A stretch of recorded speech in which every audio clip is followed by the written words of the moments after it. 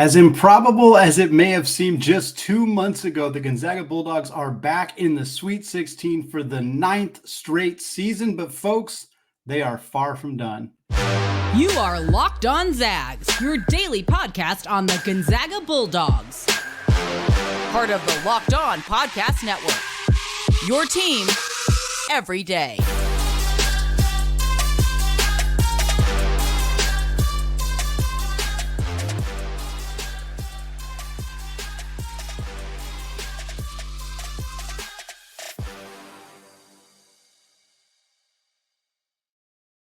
What's up, folks, and welcome into the Locked On Zags podcast, part of the Locked On Podcast Network, your team every day. I am your host and longtime Gonzaga podcaster, Andy Patton, here to bring you news and updates on all things Zag athletics. Today's episode of Locked On Zags is brought to you all by LinkedIn Jobs.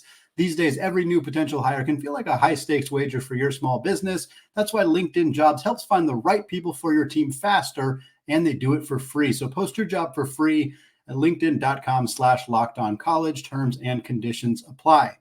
Folks, the Zags are dancing yet again in the Sweet 16, 9 consecutive years that Mark Few's team has been into this round. It is an extraordinary accomplishment, tied with Duke in the late 90s, early 2000s. This is one of the most prolific streaks in college basketball history, well beyond the point where people can say, oh, Gonzaga is only getting here because they are getting these super high seeds that they don't deserve, blah, blah, blah, etc. Gonzaga's done it as an 11 seed. They've done it as a 5 seed now. They've done it as a 3 seed. They've done it as a 1 seed a handful of times, of course, but this has been an extraordinary run. And we're going to talk a little bit about that, although we'll get more into that later this week. We want to just recap the win over Kansas, the incredible, extraordinary hot shooting second half that the Zags put together when they buried the Jayhawks. We're going to talk about Purdue, that will be Gonzaga's opponent in the Sweet 16 after they destroyed Utah State. We'll talk about that game, what it means for the Zags in that matchup with Zach Edey. We're also going to talk about the Lady Zags advancing to the round of 32. They will take on Utah on Monday evening after beating UC Irvine. We're going to get to all that on the show, but we're going to start by celebrating this incredible win over the Kansas Jayhawks. And I still think perspective is always valuable here. Gonzaga was a lower seed, and they beat a higher seeded team in the Big 12, a premier program, a program that was in the national championship a few years ago, one of the most consistently excellent college basketball programs, a true blue blood. And they did it by dominating in the second half. I mean, Joe Few played, Colby Brooks played, Pavle Stosic played. Like, they got to get the reserves in, and just not only the perspective of where this team was 2 months ago, but just the overall perspective of it feeling almost, I don't want to say ho-hum.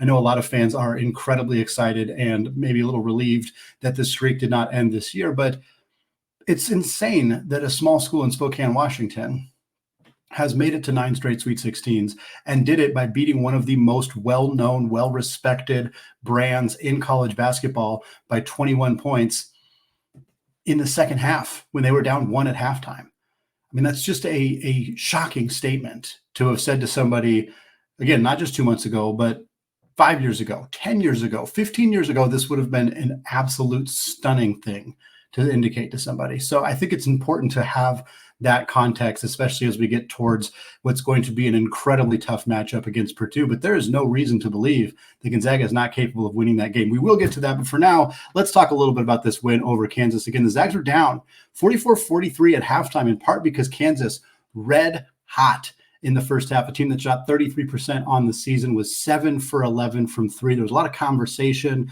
on social media in our Discord channel. Join, by the way, if you have not done so yet. We're still talking all about this game, all about this upcoming matchup. It is free to join. There's a link in the show notes, but a lot of conversation about Gonzaga defending the perimeter. And yeah, the defense against the 3-point shot in the first half wasn't great, but part of that was Gonzaga's game plan, was to make Kansas beat them by shooting threes, because they have not been good at it all year long. I saw some conversation of, Braden Huff's just letting Hunter Dickinson shoot threes.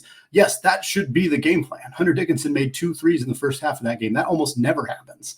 The amount of games last year he made 2 threes was very, very few. I don't know the exact number, but I think it was like less than 5. And then, the expectation was, they'll probably cool off in the second half. Sure enough, 2 for 11 from 3 in the second half for Kansas. Their offense just was not there. They did not have the legs in the second half of this game, and the excuses that you will hear on that side, and some of them are valid. No Kevin McCullar Jr., their starting small forward, one of the best players in the country, the best player on that Kansas team. He's been out for the entire NCAA tournament. He missed, I think, 5 or 6 games prior to that as well. They had just played this long, intense game against Samford. Obviously, Gonzaga also played 2 days prior to that in their game against McNeese. But ultimately, Gonzaga ran them out of the gym in the second half. And there is so much to celebrate. We start with the defense. Gonzaga's offense stayed pretty consistent. They're like 1.3 something points per possession in the first half, 1.4 something points per possession in the second half. So pretty consistently red hot shooting from the Zags in both halves of this game. Kansas was great in the first half, did nothing offensively in the second half. They had 18 points in the first 18 minutes of the second half. That's it. After scoring, I think they scored 44 points in the first half, 18 points in the first 18 minutes of the second half. They ended up finishing with 24. I say the 18 because the last 6 points they scored were against Joe Few and Colby Brooks and Pavle Stosic. And so I just don't think that it obviously counts, but it's in terms of evaluating Gonzaga's defense and how they did, they held Kansas to effectively a point per minute for almost the entirety of the second half, which was just an incredible number for this Gonzaga defense. They forced them to shoot threes, to shoot uncomfortable shots. They prevented Hunter Dickinson from doing what he wants to do on the block. KJ Adams didn't have a particularly good game. Gonzaga was kind of daring Kansas to beat them with outside shooting, with Nick Timberlake, with Johnny Furphy, guys who have been pretty inconsistent throughout the year. And that's what showed up, was those guys didn't really bring it, particularly in the second half of this game. Meanwhile, for Gonzaga, like we said, offense was good all game long, 60.3% from the field. They shot 53% from three, folks. They were 8 of 15 from three in this game. Anton Watson was the star. He's the leader of this team. He's the emotional leader. He's the lead by example guy. He's the fifth-year senior. He's the guy who's been in this program for 5 years. He's been in Spokane for his entire life. And he comes out here, puts up 21 points and 6 boards, 8 of 11 shooting. He was even 4 of 4 from the free throw line. He is carrying this team right now after a near triple-double against McNeese to come out and put up 21 points on an incredibly efficient 8 of 11. Just shows that he is here. The Sweet 16 streak was not ending on Anton Watson's watch. You could make darn sure of that, and he did so with this performance here. Ben Gregg, I don't know what more can be said about Ben Gregg and his performance in this game. He was perfect. 6 of 6 from the field, 2 of 2 from three. If we're going to knock him, 1 of 4 from the free throw line. That's uncharacteristic for Ben, who's typically a good free throw shooter. But 15 points, 9 boards, 3 assists. He had 2 blocks and a steal. He did literally everything. You could just see the light draining from Bill Self's eyes as he watched Ben Gregg just do every single thing that he wanted to do on the basketball court in this game. To see him have developed into this, and we'll talk about the Purdue game in particular, and talking about the differences between when Gonzaga played Purdue in November to when they're going to play them this week. Ben Gregg, huge part of that, and this game kind of solidified that. Nolan Hickman, his performance jump from where he was earlier in the year to now, 17 points in this game, 7 of 11 shooting, just big shot after big shot. It felt like every time the Zags needed a three, he hit it in the first half, and then he was just having fun hitting threes in the second half as well. Ryan Nembhard only had 5 points, but he had a career-high 12 assists, and in fact, he set the single-season assist record at Gonzaga by getting his career-high 12th. That broke the single-season record. Major shout-out to Ryan Nembhard for a guy who started the season as poorly as he did, with the complaints, the criticisms that he was hearing, to have put together literally the most prolific passing season in Gonzaga history. When you consider the players that have played at Gonzaga, that is an incredible, incredible accomplishment for Ryan Nembhard. Graham Ike, we didn't even talk much about him because he was in foul trouble. What we talked about before the game, if Kansas shoots well from three and Graham Ike has to sit on the bench, there's no way Gonzaga wins. That's not a direct quote, but that's pretty close to a direct quote to what I said in the preseason or in the preview episode of this game.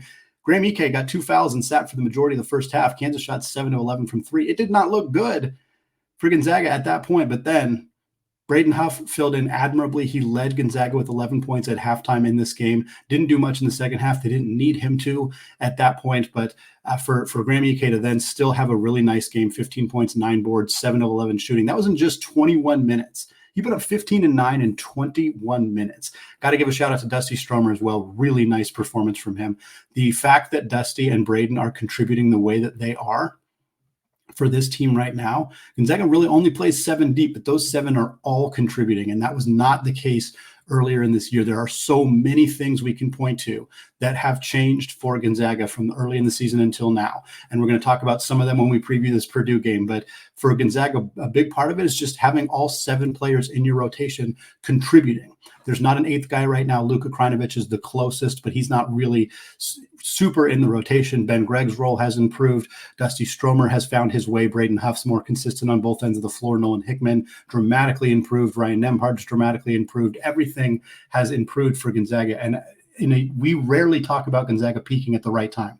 There are many years where they are not peaking in March. And now, again, 9 straight years of making the Sweet 16, so we can't really complain about the NCAA tournament performances, but we know that that's true, that this team has at times been a 1 seed, should have gone farther in the tournament, but they just weren't clicking at the right time. This team is more demonstrably than I think I've ever seen a Gonzaga team click at the right time. Maybe that 2015-16 team that did the same thing, got an 11 seed, even worse than Gonzaga's seed here, of course, and went to the Sweet 16 before losing to Syracuse. That's maybe the only other example I can think of a Gonzaga team that really peaked at the right time. But the way this team is playing, there is absolutely, unquestionably no doubt in my mind that they are capable of not only beating Purdue, but of going to the Final Four, of maybe even pushing further. I really believe the way this team is playing right now, and that doesn't mean it's going to be easy. They're going to have Purdue. They're going to have one of Creighton or Tennessee if they advance past Purdue. Then you get into the Final Four where you're probably facing Houston is the likely candidate. Maybe it's Marquette, and of course from there you got to win. Then you got to win a national championship. It's a tough path. It's always a tough path. But wow, the way this team is playing right now, it's hard to not feel at least more cautiously optimistic than you would have been at any other point this season until right now. But of course, it starts with Zach Edey. It starts with getting past this Purdue Boilermakers team. They obliterated, crushed Utah State in the second round. They are absolutely rolling right now. Gonzaga may be the hottest team in the NCAA tournament right now, but if not, it is Purdue. This is going to be a barn burner of a game. What can the Zags do to get into the Elite Eight? We're going to talk more about that. But first, this week's March Madness bracket highlight is brought to you by our friends at Nissan. Each week, we're picking one team that stands out, a team that's pushed it further than the rest. Just like any of the all-new 2024 Nissan SUVs, these guys were able to take it to the next level. The Illinois Fighting Illini are obviously this week's Nissan Rogue. This team dominated their first 2 NCAA tournament games, including a blowout over Duquesne to get to the Sweet 16. They are set up nicely to advance to the Elite Eight with a tough matchup against a very good team in the Big 12 and Iowa State. They say to win big, you got to go rogue, and that's exactly what the Illini have done here. So take the Nissan Rogue, Nissan Pathfinder, or Nissan Armada and go find your next big adventure. Shop nissanusa.com. Today's episode is also brought to you by our friends at FanDuel. Say goodbye to busted brackets, because FanDuel lets you bet on every game of the tourney, whether you're betting on a big upset on a 1 seed or if you're just betting on the overall winner of the tournament. Either way, it is time to go dancing on America's #1 sportsbook, because right now, new customers will get $200 in bonus bets if your first $5 bet wins. That's $200 to use on point spreads, money lines. You can even pick who you think's going to win it all right now. The ladies Zags, Lisa Fourier's team, 1.5-point favorites over Utah on Monday night. Check that one out. That game is in Spokane. If you want to throw some money down, visit FanDuel.com/lockedon and go bet on college hoops until they cut down the nets. FanDuel, an official sportsbook partner of the NBA. All right, folks, segment 2, still Andy Patton, still locked on Zags. We're still reveling in Gonzaga's major win over the Kansas Jayhawks, the 4 seed in the Midwest region. Gonzaga as a 5 seed back in the Sweet 16, 9th consecutive year. But we got to turn the page and look ahead to Purdue. Part of the reason this podcast did not come out right after the Kansas game, we wanted to wait and see who Gonzaga would be playing. I was hopeful for Utah State. They're a very good team. Not that they would be a very easy matchup for Gonzaga, but no, not the case. Purdue, no upsets this year. No first-round upset to a 16 seed. Fairleigh Dickinson not in the tournament, not an issue for Purdue. They rolled past Grambling. Some people thought, hey, maybe they'll get tripped up by an 8-9. Not the case. Crushed Utah State, 106-67. That almost feels like too close of a score. This was a massacre by Matt Painter's team. Zach Edey had a double-double in the first half. He had a 21-point, 11-rebound, 3-assist, 2-block game at halftime. That is a phenomenal game of basketball. Zach Edey had it at halftime. It's not too far off his final line. He only finished with 23 points, 14 boards, same 3 assists, 3 blocks, and 2 steals because they didn't play him in the second half. They did, but very little, because they didn't need to, because they were cruising. And this is good news for Matt Painter and Purdue. Obviously, there's a handful of days between games, so it's not like fatigue was going to be too much of an issue if Edey had to play 36 minutes in this game. He still would be fine in time for the game against Gonzaga, assuming he didn't get hurt or anything like that. But to be able to get him extra rest, to be able to coast in this game without stress, without needing to be overly reliant on your guards and just be able to, I mean, it's the same situation Gonzaga found themselves in where they were a bit more relaxed coming into that game against Kansas because they coasted in the second half against McNeese. Again, those games were less than 48 hours apart. This situation, there's a wider gap, but hard to not feel like it's a nice advantage for Purdue to have really been able to coast for the entirety of that second half. And it wasn't even, and this is the issue for Purdue, is it's not just Zach Edey. He is the most singularly dominant force in college basketball. Unquestionably, he's the most difficult player to defend in the country. He is the clear-cut National Player of the Year frontrunner. He is an all-around superstar, one of the best college basketball players of all time. He gets a lot of hate. That's why. Drew Timme got a lot of hate for similar reasons, just dominance. But that's not the only problem for Purdue. Trey Kaufman-Renn, really good in this game as well for Purdue against Utah State. 18 points, 8 boards. He was 8 of 11 from the field. He picked up a handful of fouls on Utah State early in the game. That caused a huge problem for Utah State because if you're committing fouls on somebody that's not Zach Edey, now you don't have fouls to commit on Zach Edey. And Isaac Johnson, the starting center for Utah State, he sat on the bench for like 18 minutes in the first half of this game because Danny Sprinkle, the head coach, is very adamant of if you get 2 fouls, you sit for the entire half. Mark Few's pretty traditionally done that as well. And in this game, if Graham Ike, if Ben Gregg, if Anton Watson, if anybody gets 2 fouls early on Zach Edey or on Trey Kaufman-Renn, that's a problem. Because as much as I think Braden Huff has dramatically improved, him playing the entire first half or 15 plus minutes of the first half is going to be a problem. There's nobody on this team that can capably defend Zach Edey one-on-one. I'm not sure there's anybody in the country who can capably guard Zach Edey one-on-one. So Gonzaga is going to have to double. They're going to have to look at some alternative options here. Worth pointing out, Utah State did attempt a 1-3-1 defense at times. I'm not sure how many possessions they ran it. I didn't pull the synergy numbers, but we saw it a handful of times. By the second half, Zach Edey wasn't in the game and they didn't need to run it. So they didn't ultimately run it all that much. I'm curious if Mark Few and the Zags are going to attempt to do anything differently defensively. We haven't seen them do that often. Will they do immediate double teams? Will they sag off? Like how are they going to try to handle Zach Edey here? Because Purdue's guards can shoot. As a team, this team shot 41% from 3. When you can shoot 40+% as a team, and you have a force on the block like Zach Edey, really, really tough team to game plan against. Now, Gonzaga played Purdue. Those of you who have been watching all season long, you'll of course remember this game was the first game in the Maui Invitational for Gonzaga. They lost this game, but they were up 35-30 at halftime. They played pretty darn well in this game. The second half did not go as well. They got outscored by 15 points. It was 43-28 in the second half for Gonzaga and ended up losing that one by 10. 73-63 was the final score in that one. Zach Edey did pretty much exactly what Zach Edey has done all season long. 25 points, 14 rebounds, 3 blocks, 8 of 16 from the field, 9 of 10 from the free throw line. If that sounds like an exorbitantly big number, you're like, wow, Zach Edey really killed Gonzaga. That's pretty much his season average. 25 points, he's averaging 24.6. 14 boards, he's averaging 12. 3 blocks, he's averaging 2.2. 8 of 16 from the field. That's actually lower than his normal efficiency, as you would imagine. He's 62% on the season, 9 of 10 from the free throw line. He's not quite a 90% free throw shooter, but he's a really very good free throw shooter as well. Now, Gonzaga does not play remotely similarly offensively, really on either end of the ball than they did at that time. Case in point, looking at this box score was kind of hilarious, to just as a reminder for how different this Gonzaga team is. And it's shocking. Gonzaga shot 6 of 32 from 3 in this game. Gonzaga took 32 3-point attempts in this game. Graham Ike took 6. Graham Ike took 6 threes, and I get it. They're trying to pull Zach Edey away from the rim. He went 2 of 6, by the way, from 3. Not terrible, but he finished the game 4 of 4 on 2s and 2 of 6 from 3. Graham Ike took 4 2-point attempts. Again, I get it. Graham Ike is not going to have probably not going to have a similar volume of shots against Zach Edey as he does against teams in the WCC, as he did against McNeese. I get that, but he had 4 2-point attempts. And remember, Mark Few had a big conversation with Graham before the San Diego State game where he said, you need to be more assertive. You need to demand the basketball more. We want to play through you more. So the expectation is that they're going to play through Graham Ike more, even against Zach Edey.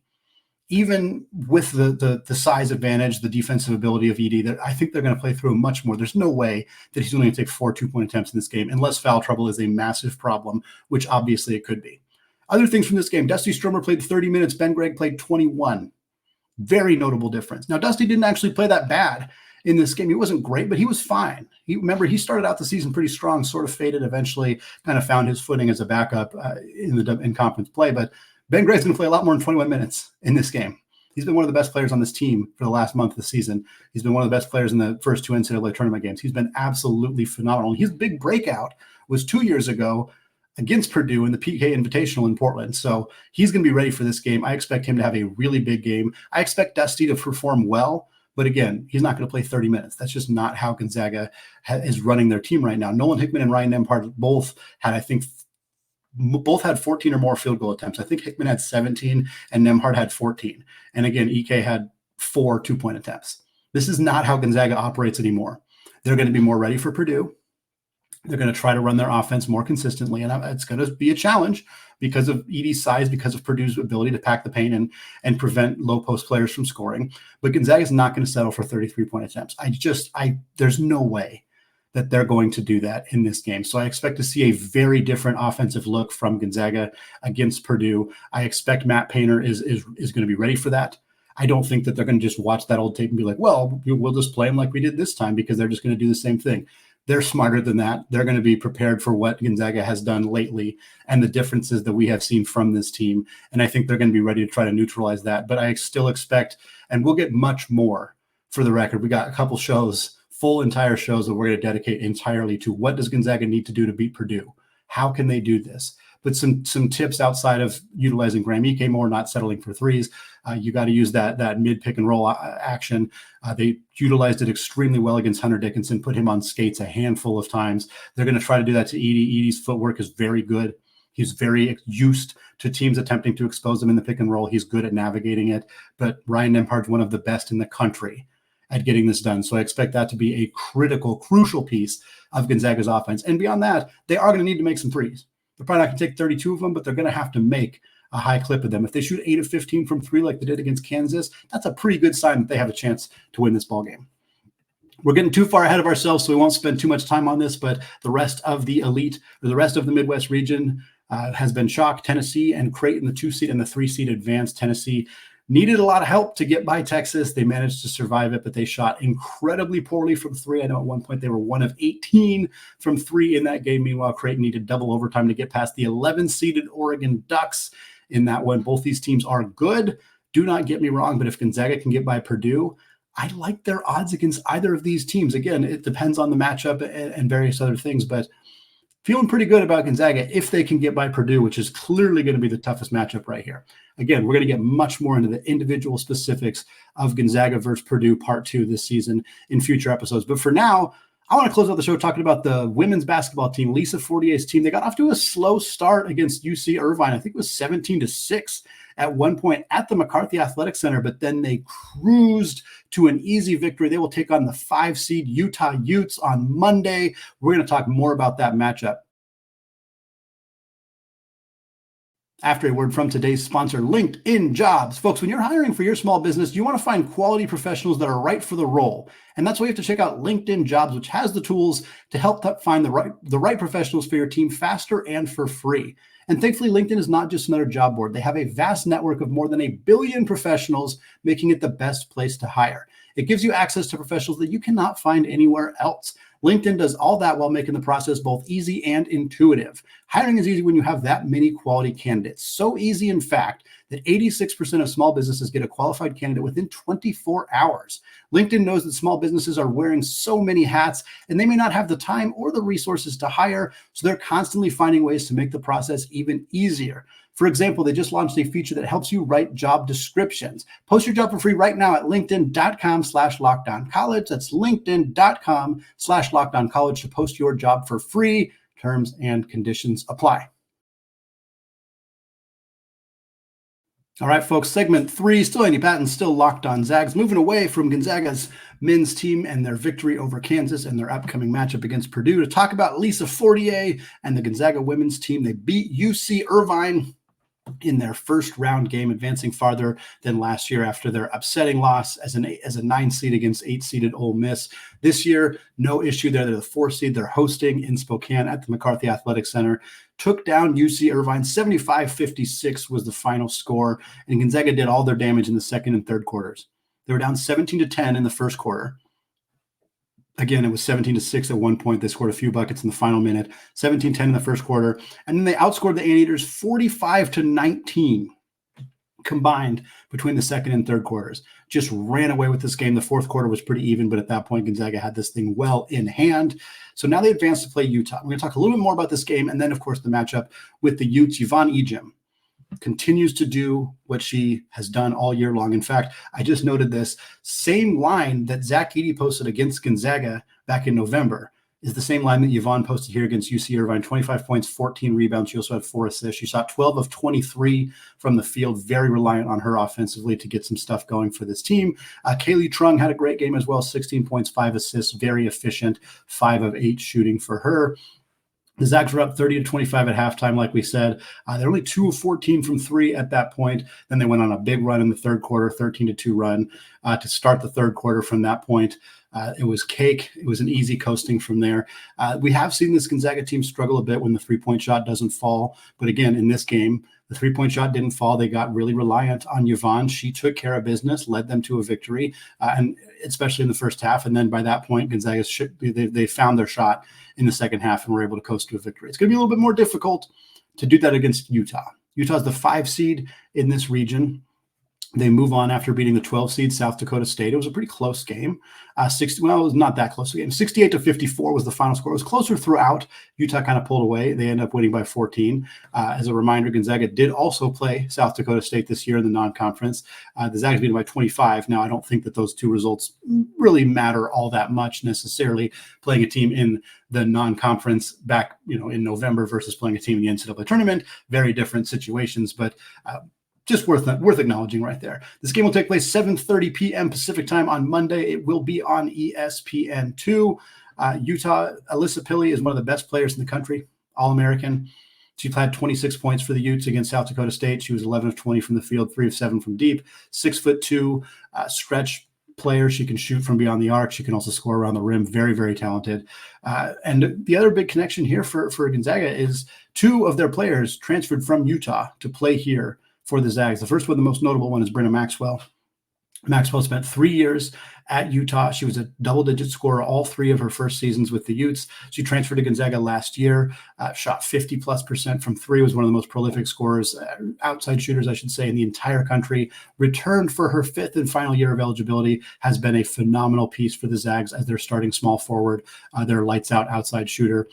She's from Gig Harbor, so she wanted to come a little closer to home. Utah hadn't had a lot of success during her 3 years there. They have obviously found a lot of success since then, but this sets up a fun matchup for Brenna at her home court in Spokane against the team that she used to play for. Should be some excitement there. Naya Ojukwu is the other player. She has played very little for Gonzaga this year. She transferred this past offseason after a freshman year where she basically didn't play at Utah. Now she's at Gonzaga, also not really playing, so she's not going to have a big impact on this game, on the floor at least, but it's worth acknowledging that 2 of the players on this Gonzaga roster have played for Utah. Certainly could be a potential advantage just in terms of being familiar with what Utah likes to do, but I expect this to be a really close, really fun battle. These 2 teams are 10th and 11th 11th and 12th in the net rankings. Utah is 11th. Gonzaga is 12th.